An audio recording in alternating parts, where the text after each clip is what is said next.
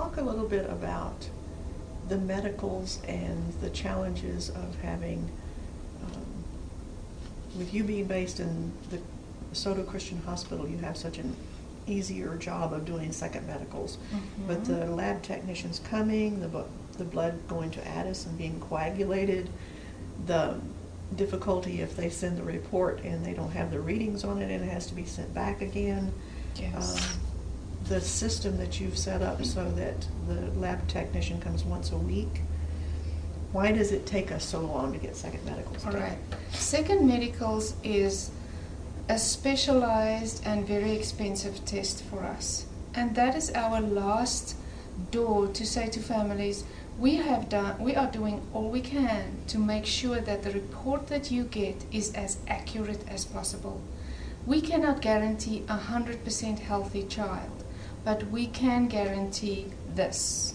Mm-hmm. And that's the reason for the second medicals, right? So in Sodo, because we are 3.5 hours away from Awassa, plus then 5 hours away from Addis, we cannot travel with our infants and our children back and forth. Where there's tar between the hot potholes. Where there's tar between the potholes. And also because we are so cautious of following the law of the land, which can at any point an official can pull us over and say, who are you? Why are you moving these children? Where are they going and what are they going for? We are not looking for opportunity, and we have protection with that. We have documentation and agreements and so on. But we don't want to heighten any concerns, because you never know when you talk to an official that has not had the exact facts. And that can get you into big trouble and in prison. So it's a very, very fine line to walk. It is much easier for us then to have a government, the ICL, the lab, international lab official, the nurse, come to us once a week and do 5 to 10 children's blood work. He draws the blood, he knows exactly what he's doing, he follows his procedure, and he goes back in the same day. So Awassa has a lab technician that is actually attached to Addis lab.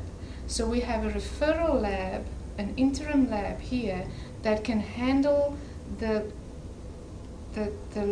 blood result of the blood and then get it to the lab. They test and get the results back to this lab. This lab contacts us and say, I have your results. How do you want to get it? We like not to get them by email. We like to take them in hand. So now we make a trip back up to Awassa and go collect those lab results. Now, that is not a cut case, because we cannot get our urine and stool samples done through this lab.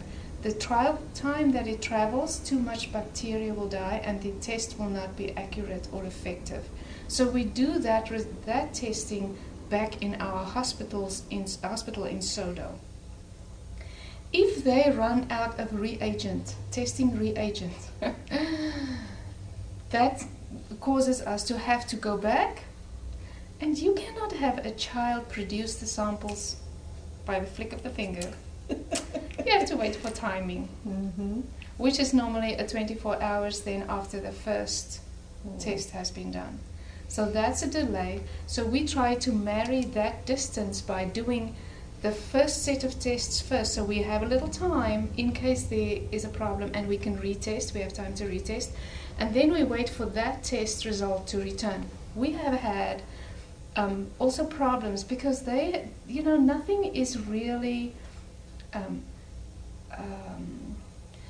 mechanical. It's all hand-handled.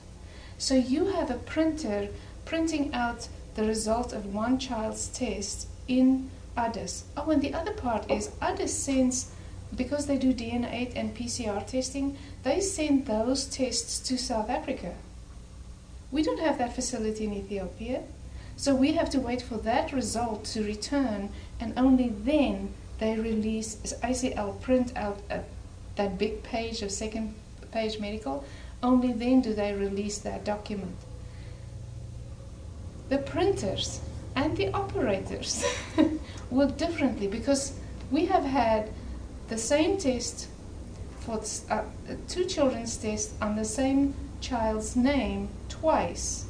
But because we double check so carefully and triple check, and we placed a system in place in our orphanages, we know immediately that this is a false test or a problem with the test.